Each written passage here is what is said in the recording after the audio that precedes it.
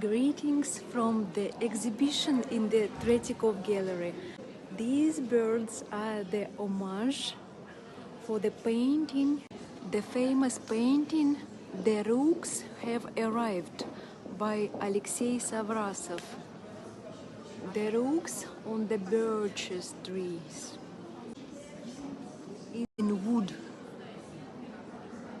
The rooks, birds. The rooks have arrived. One more kind of birds, stork birds, and the name of the painting is "The Beginning of Spring." The Tretyakov Gallery, the historical building, the Russian style. Tretyakov himself.